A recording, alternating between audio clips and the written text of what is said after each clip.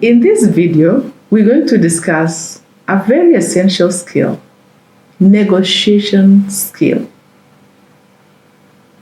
Understanding how to maneuver that negotiation to achieve a win-win. You've probably been there, enjoyed a good pitch with a client. They are swallowing every part of your conversation. They are very interested in the product. They love everything. In fact, everything is pointing to the fact that they are going to sign the order. And then they drop the bombshell. They want a 40% reduction on the price. Or they ask for a quarter of the price reduction. What do? Do you walk away? I know you're thinking, why didn't they raise this early? In this module, we are going to look at a scenario where both parties want a win-win, not exploitative type of a negotiation. Exploitative type of a negotiation is where you have a prospect basically just demanding. They don't care whether you bleed as a business. They don't care whether you're making money. They don't care whether you're paying your workers well. So I'm going to look at a scenario where these are respectful organizations and a need has been put forward for a price reduction. Whether you are doing this on a one-on-one or you're facing a full boardroom meeting and you have been asked for a 40% reduction and all eyes are on you, how do you approach that? I will share with you practical considerations for negotiating effectively. Every organization has a pricing policy. This pricing policy stipulates what profit margin the organization will make from the products or services. Now, there may be some leeway for discounting, but it's very important to understand what your threshold is. Some organizations like to put some headroom. They know that people typically like to negotiate, and they negotiate for different reasons. There are organizations that give the procurement departments a savings target. So these savings can only come by being able to secure products or services at prices lower than what was budgeted. So they are under immense pressure to negotiate with every vendor. There are also some buyers who have the assumption that every vendor has put more margins than what is necessary. They always imagine that there's something to be shaved off the price that has been presented. And there are people who just love to negotiate. So because of these assumptions, when quoting for prices, at times it feels like being between a rock and a hard place. Partly because if you put too much headroom, you'll be overpriced, and therefore you may lose the opportunity. But on the other hand, if you discount more, you may erode your profitability. So it's very important to define a threshold. And you'll find that there are some service providers who will be very clear. We'll only work with clients who buy at this price and nothing more. So if a discount is put beyond a certain level, they will just let go and they'll say that's not my client. Because why? They know the type of clients they want to work with. Number 2, seek to understand the buyer's needs and expectations before and during the negotiation. When they are asking for 40%, what is the need? Is it just to get a discount? Is it that they are under pressure, they don't have a budget? Could it be that maybe you need to recommend another product instead of what you have offered? Because possibly you have different tiers of products and the one that they can afford is a lower price.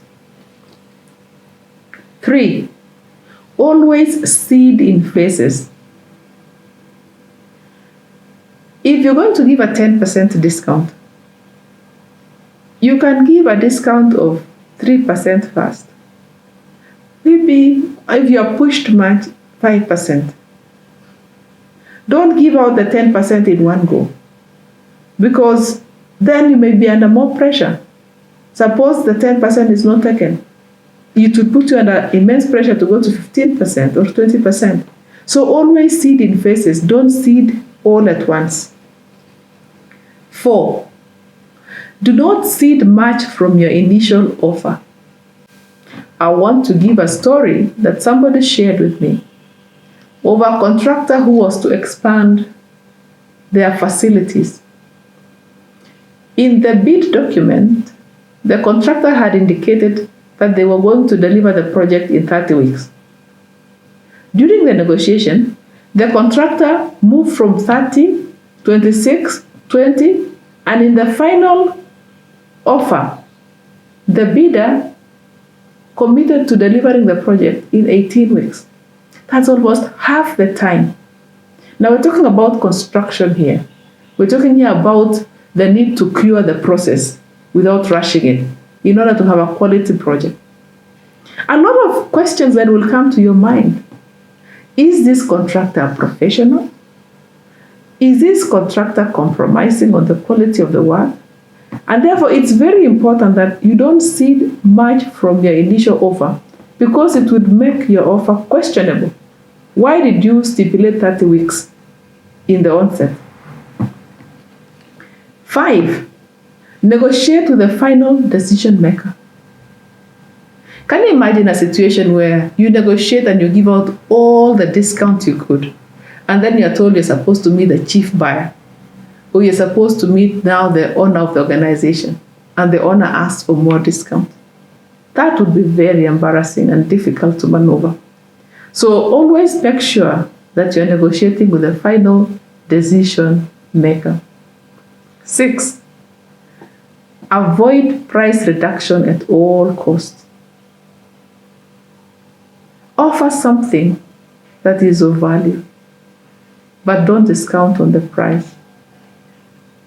I recall an incident where we were under so much pressure to discount our rates as a consultancy firm on some training solutions.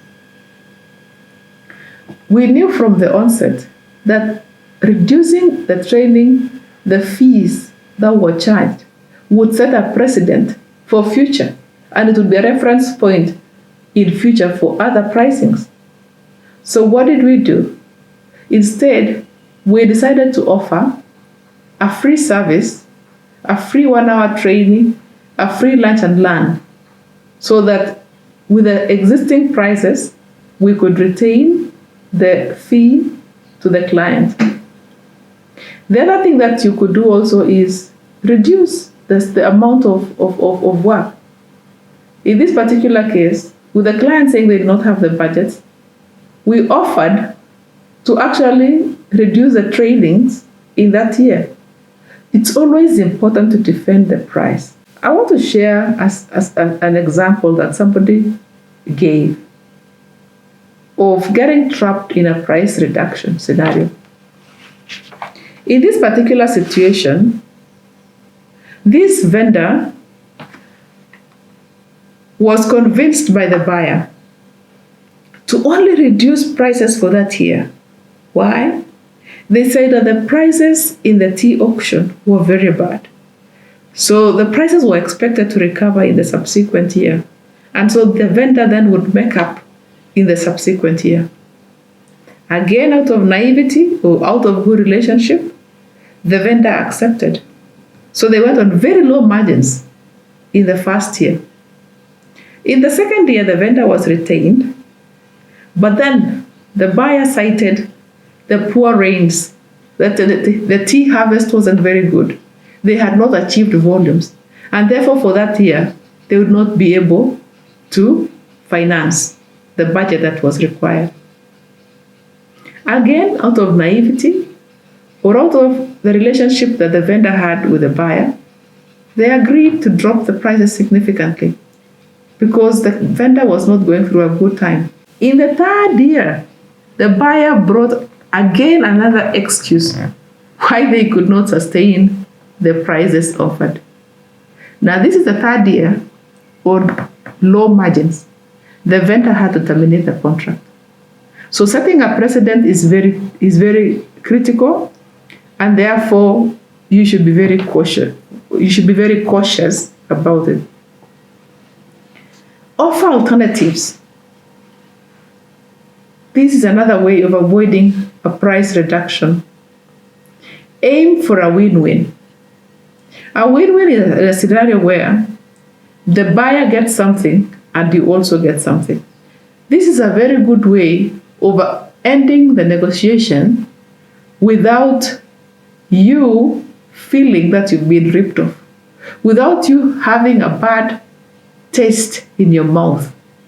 A win-win is a professional way of having a healthy relationship between a vendor and a buyer. 9, protect and nurture the relationship. No matter how the conversation has gone, it could even be that you refuse to take up this project or this opportunity in the market. What is very important is that if you walk away still with a healthy relationship with the prospect. 10, know when to walk away. And this calls for understanding. When we did the module on general information, we covered at length the need to understand your product inside out, the need to understand your pricing, the need to actually be able to cost this particular project. And there are times when, if it doesn't make commercial sense, unless you're in for charity, you should walk away. 11, whatever you have agreed, it's very important that you document it right away. That is very critical because it will be a reference point in the future. And you don't want to walk out of a meeting and one party is saying it was 20% and another one is saying it was 10%. So it's very important to document what you have agreed, whether it's in your minutes or in whichever way that you reinforce that, so that it is applicable going forward. I'd like to share tips and tactics for effective negotiation. 1, keep the conversation on value. Don't cheapen your brand, don't cheapen your organization. Keep the organization on value. Remind the buyer the value they are getting from what they are buying. 2, listen emphatically. We'll be talking about listening skills, and it is important to learn how to listen emphatically. What are you hearing? What are you observing? What are you picking? In negotiation skills training, in very demanding negotiation skills, you're instructed to watch your body language. It could give away. You could be saying, we cannot afford this, but they can see that you're actually having a lot of margin in the product. You could be the buyer, and a lot can be given away from your face. There are negotiations where people don't even twitch or move a muscle because it could speak a lot. So it's very important to listen. Is this a genuine request for a discount? Is there a budget really, or it is a pretense? 3, establish trust from the beginning. And what I mean by this is that if you have a very good prospect, they can actually be very open with you and tell you this is the budget we have. And they will not be exploitative. They will actually be very sincere, and they'll actually be sharing what it is that they can afford. 5, be the first to make the offer. Now, in traditional negotiation skills training, the perspective was always be the second to make the offer. Not be the first. So wait for the buyer to suggest. But new research shows that it actually makes sense to be the first to volunteer and make the offer. After all, you really know your threshold, and you also know what it is that you can take.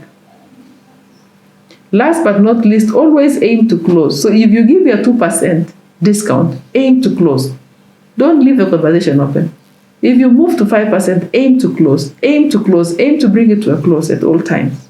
There is no need for negotiations to really give you a sleepless night. It's a very simple process. It's what are you prepared to give? It boils down to understanding your pricing and your profitability. It calls for understanding what your policy is as an organization. How much can you cede and what can you not cede? The rest is really a motion in the negotiations meeting room. Just applying the tips, the tactics, and the practical considerations that we have discussed in this meeting.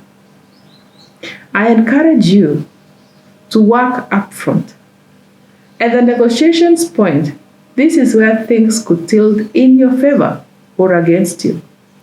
We've said in the past that prospecting, proposal development, it involves time and resources. You don't want to come all this far only to lose an opportunity because of price. So I take you back to qualification of prospects. Why don't you ask upfront what budget the client has? Why don't you find out how much has been reserved for this project? There is no point of prospecting and having a very fat sales pipeline of prospects who don't meet or who cannot afford your products. So effective negotiations starts all the way with prospecting and qualification.